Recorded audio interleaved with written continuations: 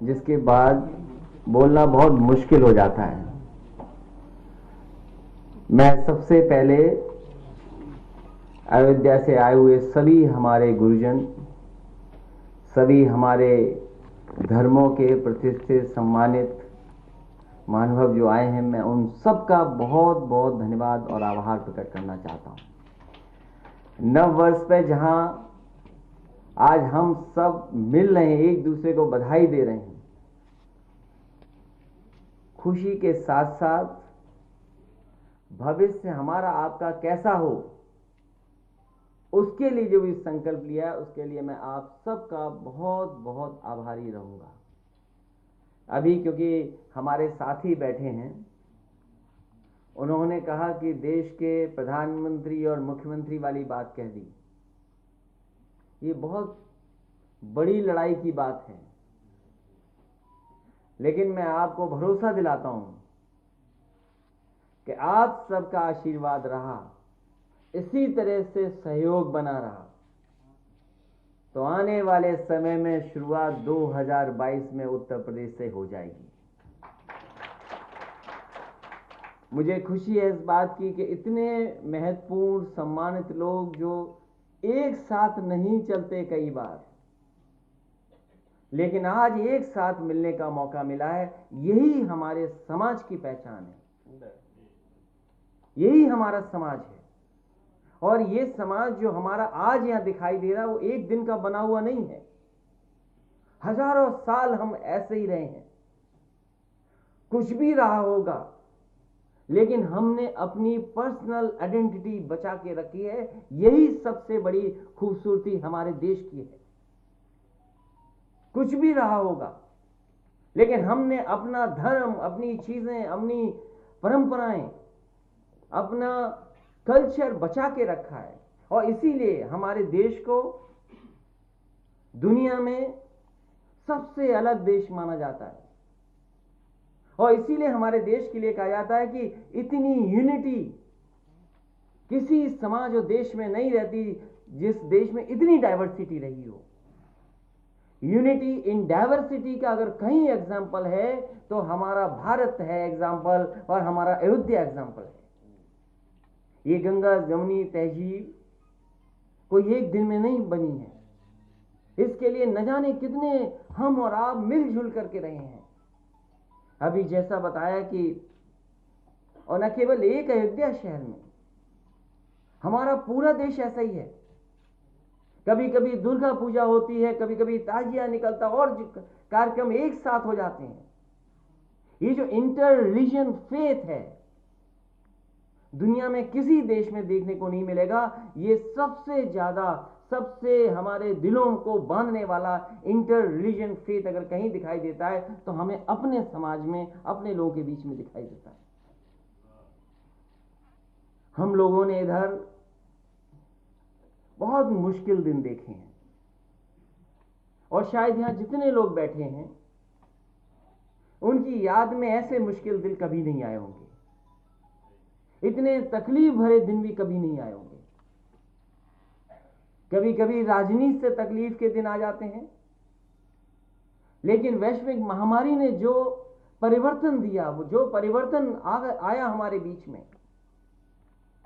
इतने मुश्किल दिन, इतने खराब दिन, इतने काले दिन हमने नहीं देखे। और सोचो, जिन लोगों को, हम में, आप में बैठे हुए लोगों को, एक तरफ तो ऐसे काले दिन जो वैश्विक महामारी की वजह से आए हैं, और दूसरे ऐसे काले दिन जो सरकारों की वजह से आए हैं। उन दिनों में हम लोग रहे हैं। कितना झूठ बोला जाता है, कितने झूठे वादे किए जाते हैं। शायद दुनिया में ऐसी कोई पॉलिटिकल पार्टी नहीं होगी जिसने इतने झूठ और इतने झूठे वादे किए हों। हमें लगता है कि आने वाला समय अच्छा होगा, क्योंकि जब नए साल पे इतने लोग एक साथ बैठ गए हैं, तो यही हमारे देश की पहचान रही, यही हमारी परंपरा है, यही हमारा कल्चर है, यही हमारा ट्रेडिशन रहा है। हमें उम्मीद है आने वाले समय में हम लोग ऐसे ही रहेंगे। गंगा जमुनी तहजीब के साथ साथ जो यूनिटी इन डाइवर्सिटी दिखाई देती है वो तो यहां भी दिखाई दे रही है और पूरे देश में दिखाई दे। और अगर यूनिटी इन डाइवर्सिटी वाला धर्म हमारा है, अगर हमारी परंपरा अगर है, तो जो कहते रहे हैं वासुदेव कुटुंबकम, कि धरती हमारा सबका एक परिवार है, वो लोग जो धरती को एक परिवार मान रहे हैं, लेकिन राजनीति के लिए हम में और आप में कितनी दूरी बना रहे हैं। इसलिए मुझे पूरा भरोसा है, जब हमारे मस्जिद में जाने वाले लोग, गुरुद्वारा में जाने वाले लोग, मंदिर में जाने वाले लोग, स्कूल में चाहे मदरसों में पढ़ाने वाले लोग, चाहे संस्कृत को पढ़ाने वाले लोग, या बहुत प्रतिष्ठित सम्मानित लोग जब एक जगह बैठे हैं, यही शुरुआत है, यही समाजवादी पार्टी लगातार करती रहेगी और आपके आशीर्वाद हमेशा लेती रहेगी, जिससे प्रदेश और देश खुशहाली के रास्ते पर जाए। हमारी इंटरफेथ या हम एक दूसरे पे कितने मंदिरों में भी गए हैं, यही हमारी खूबसूरती है देश की। इसी खूबसूरती को बचाने वाला आने वाला समय 2022 का चुनाव है। हमें आपको देख करके लगता है कि इस खूबसूरती को हम लोग बचा ले जाएंगे। और फिर क्योंकि भगवान श्री राम हम सबके हैं, मेरे भी हैं, आपके भी हैं, केवल भारत के लोगों के नहीं, देश दुनिया में जहां लोग रह रहे हैं उन सबके हैं।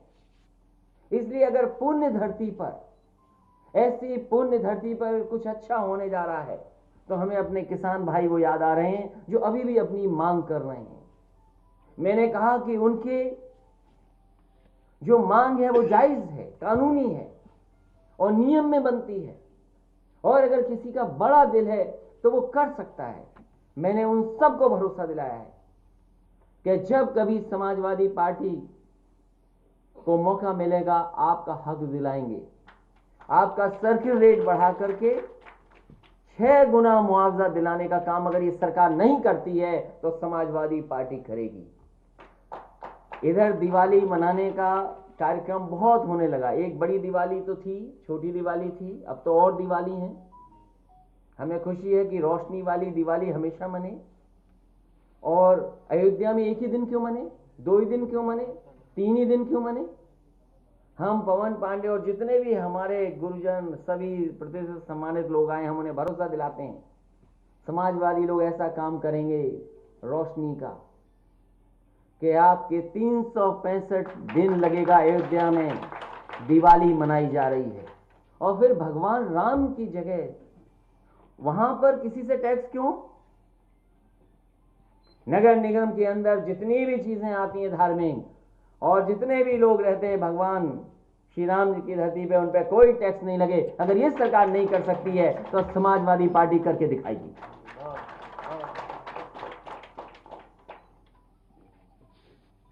मैं प्रेस के लोगों का भी धन्यवाद देता हूं कि कम समय की जानकारी के बाद आपको बुलाना पड़ा।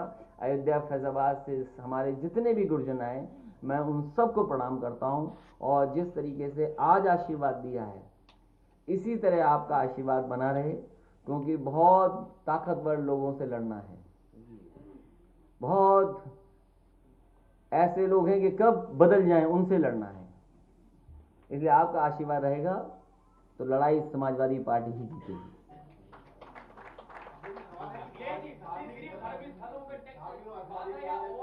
ओवरऑल, क्योंकि भगवान राम की जगह पर अगर इतना बड़ा पुण्य काम नहीं होगा तो ऊपर हम जब जाएंगे तो कितने नाराज होंगे। नगर निगम नहीं, बात मत बदलो। मैंने कहा कि जिस तरीके से रोशनी 1 दिन 2 दिन 3 दिन की बात नहीं, अयोध्या में रोशनी ऐसी समाजवादी पार्टी की सरकार काम करेगी जो रोशनी या दिवाली हर दिन लगे, और जितने लोग रह रहे हैं उनको टैक्स ना देना पड़े, और वर्ल्ड क्लास सिटी बने। क्योंकि अगर हेरिटेज बचाना है, ट्रेडिशन बचाना है, कल्चर बचाना है, और आप तो लखनऊ अब रहने लगे होंगे, कुछ इलाके तो रात में भी रोशनी करते हैं। ये बात अलग है कि विरोधी लोग स्विच ऑफ कर रहे हैं आजकल। अगर जो गोमती के किनारे जो रोशनी थी, इससे बेहतर, इससे सुंदर रोशनी अयोध्या में करने का काम समाजवादी लोग करेंगे। किसके नाम पर? अब समय कितना बचा है उनके पास? किस बात का नहीं अध्यादेश ला रहे हैं? बताओ, सरकार कभी सोचती है अपने फैसलों पर? यही सरकार जो उत्तर प्रदेश की सरकार है, अगर आप इंटर रिलीजन शादी करते हैं तो 50,000 रुपए मिलेगा आपको, इंटरकास्ट शादी करते हैं तो 50,000 रुपए मिलेगा। और फिर कैसा कानून ला रहे हैं आप? क्या आप लखनऊ यूनिवर्सिटी में कविता नहीं सुने थे? शायद वो लाइनें मैं नहीं बोल सकता, मेरी हिम्मत नहीं है वो लाइनें बोल दूं। न खाऊंगा न खाने देने के बाद जो बात कही थी, क्या आपने नहीं सुनी? हमारे पत्रकार साथी रहे होंगे, हमारी हिम्मत नहीं है वो बात कहने की। अगर किसी और ने कही होती तो जेल चला गया होता आज। लोग चुप क्यों हैं? यही तो बात है। अगर पवन बोलेंगे, यहां पर कोई लोग बैठेंगे तो मुकदमा लग जाएगा। आपके अपने लोग कुछ भी बोले? क्या एक योगी के लिए ऐसी भाषा का इस्तेमाल हो सकता है? मुझे बताओ पत्रकार साथियों, अगर किसी ने कविता सुनी हो तो।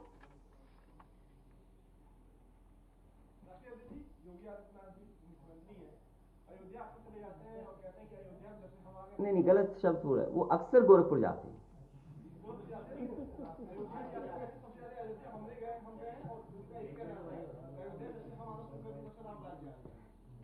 मैं जाने कब गया हूं वहां पर, हमारे लोग जानते होंगे अयोध्या में कितने, कहां कब गया हूं मैं, और सभी लोग जाते हैं अयोध्या।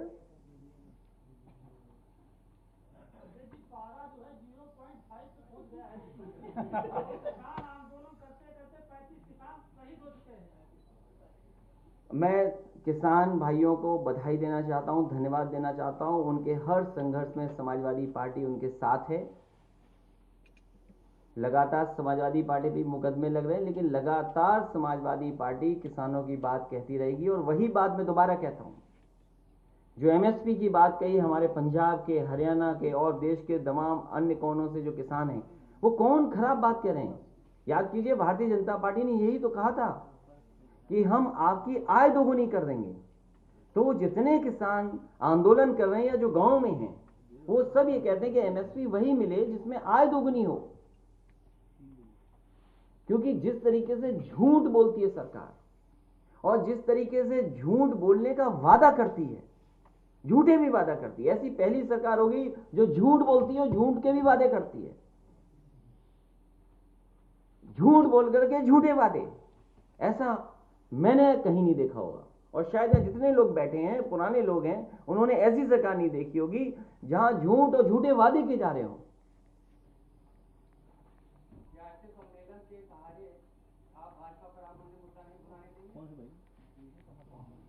देखिए, हम अयोध्या के लोगों के लिए कुछ देना चाहते हैं।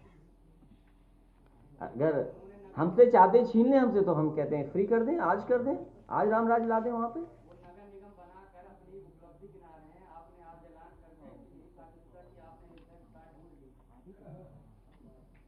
मैं तो इतनी बात नहीं कह पाऊंगा, लेकिन जो बात कही है समाजवादी है कि शेर, चीता और जानवरों को भी रखने की जगह बनाऊंगा।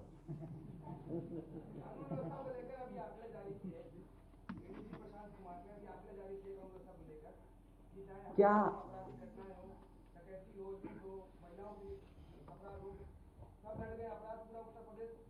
सरकार झूठ बोलती है? और अगर आप पहला शब्द ये मान लें कि सरकार झूठ बोलती है, उसके बाद आकलन करिए। मुझे सरकार ये बताई कि सबसे ज्यादा उत्तर प्रदेश में फेक इनकाउंटर हुए कि नहीं हुए हैं? धर्म के आधार पर, जाति के आधार पर फेक इनकाउंटर हुए कि नहीं हुए हैं? कस्टोडियल डेथ सबसे ज्यादा हुई है उत्तर प्रदेश में कि नहीं हुई है? नेशनल ह्यूमन राइट कमीशन ने सबसे ज्यादा नोटिस उत्तर प्रदेश की सरकार को दिए कि नहीं दिए हैं? कई जगह उत्तर प्रदेश सरकार को यह भी निर्देश मिले हैं कि उन्हें जो फेक इनकाउंटर या इस तरह के, उन्हें मुआवजा देना पड़ेगा सरकार को। क्या यह हुआ है कि नहीं हुआ है? क्या कोर्ट ने यह नहीं कहा कि जंगल राज है? क्या खुलेआम हमारी बेटियों के, बहनों के साथ घटनाएं नहीं हो रही? क्या झूठे मुकदमों के नाम पर लोगों से वसूली नहीं हो रही? कितना भ्रष्टाचार देखा है लोगों ने, सोचिए आप। जब सबके वेतन में कटौती हो गई, कोई नहीं बचा जिसके वेतन में कटौती नहीं हुई हो कोविड के नाम पर।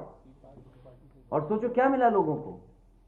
इतना अन्याय कभी लोगों के साथ नहीं हुआ होगा जितना भारतीय जनता पार्टी की सरकार में रहा। और झूठे मुकदमे, जिसपे चाहती उस पर पुलिस लगा देती है। बताओ, आईपीएस क्या किसी के साथ नृत्य नहीं कर रहा था, डांस नहीं कर रहा था वो आईपीएस रामपुर का? याद कीजिए आईपीएस को, क्या आपने व्हाट्सएप पे नहीं देखा उसका डांस? क्या आईपीएस का झगड़ा भ्रष्टाचार पे नहीं देखा आपने? जो पुलिस एनकाउंटर कर देती है कि ऐसे व्यक्ति जिस पे कोई मुकदमा नहीं है, और आईपीएस को नहीं ढूंढ पा रहे हैं। उसी आईपीएस ने एक आदमी को मरवा दिया पैसे के लिए। क्या आगरा में अभी एक नई जान चली गई ट्रॉली में, पुलिस ने क्या किया?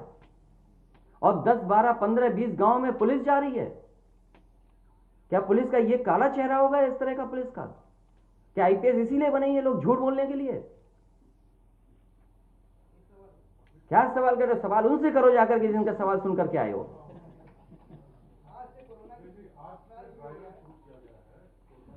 क्या कोरोना या किसको कोरोना है बताइए आप? सरकार मान ही नहीं कोरोना, फिर क्यों लगा रहे हो आपने इतना ड्राई रन ये सब? सरकार ने कब माना कोरोना? कोरोना तब सरकार मानती है जब विपक्ष के लोग कुछ कार्यक्रम करें।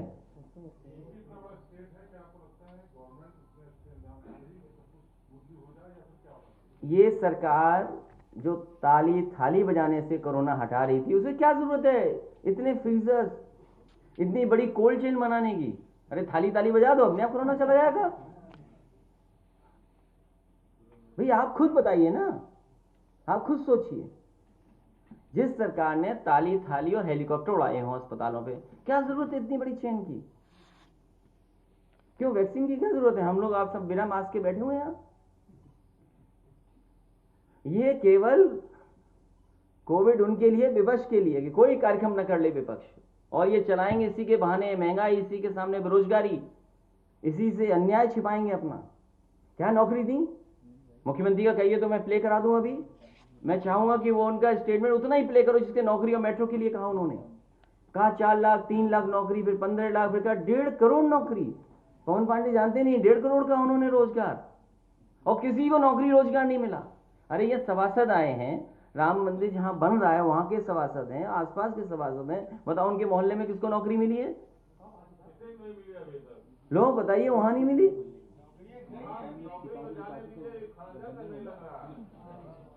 तो आप क्या मेट्रो उन्होंने बनाई, क्या आपने टीवी पे नहीं देखा? हमारे मुख्यमंत्री जी कह रहे सब मेट्रो बना दी। ये दूसरों की मेट्रो उद्घाटन करते फिर रहे हैं, अपने गोरखपुर की मेट्रो कब बनाएंगे? हमारे लगाए हुए पत्थर भी तोड़ रहे हैं, नाम भी बदल रहे हैं, उद्घाटन का उद्घाटन भी कर रहे हैं। ये पहले दुनिया के मुख्यमंत्री हैं जो अपना उद्घाटन का उद्घाटन कर रहे हैं, एक एक योजना का 3 बार उद्घाटन कर रहे हैं। अरे आप कहते थे मुख्यमंत्री जो निकल रहा था मन से,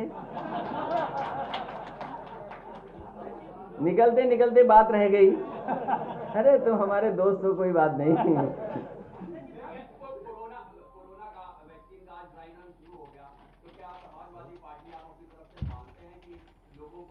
देखिए मैं तो नहीं लगवाऊंगा अभी वैक्सीन, मैंने अपनी बात कह दी, और वो भी बीजेपी लगाएगी उसका भरोसा करूंगा मैं? अरे जाओ भाई, अरे अपनी सरकार आएगी सबको फ्री वैक्सीन लगेगी, हम बीजेपी का वैक्सीन नहीं लगवा सकते।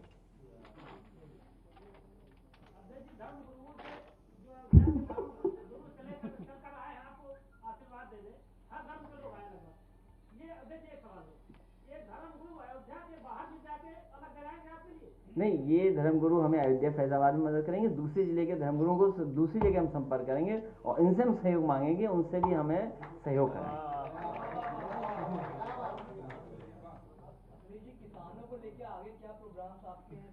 किसानों के लिए मंडी बनवाई थी, आप जाके देखिए कितनी मंडियां बनी थी। मंडियां सब या बेच रहे हैं ये लोग या काम नहीं कर रहे हैं। इसका मतलब ये था कि इनकी प्लानिंग में था कि मंडियों को खत्म करना है। 4 साल से जो मंडियों में काम चल रहा था, उन मंडियों को नहीं काम पूरा किया उनका। फैजाबाद में मंडी बननी है नई, मान लीजिए आजमगढ़ में नई मंडी बननी थी, सुल्तानपुर में नई मंडी बननी थी, गाजीपुर में नई मंडी बननी थी, झांसी में जो मंडी बनवाई समाजवादी ने, जालौन में जो बड़ी मंडी बनवाई, आपके बांदा में बनी नई मंडी, उन मंडियों को काम पूरा नहीं किया और सुविधाएं भी नहीं दी जिससे किसान वहां जा सकें। इसका मतलब लॉन्ग टर्म प्लानिंग थी। और जो लोग आटा खाते होंगे वो जानते होंगे पैकेज आटा की जो मांग है, डिमांड है, लगातार बढ़ती जा रही है बाजार में। तो उनकी नजर यही है कि सब कुछ पैक्ड बेचें लोगों को, और साल 2 साल में नजर आएगा परिवर्तन कैसा दिखाई देगा। कभी हमने मोबाइल फ्री लिए थे, आज बिल देना पड़ रहा है कि नहीं देना पड़ रहा? आपने नोटबंदी सब रुपया जमा कर दिया इस भरोसे पे कि कालाधन चला जाएगा। क्या कालाधन आ गया या कालाधन खत्म हो गया? और फिर कितने पैदल चलने वाले लोगों की जान गई है, सोचिए आप। तो इस सरकार के किसी फैसले पे भरोसा जनता को नहीं है।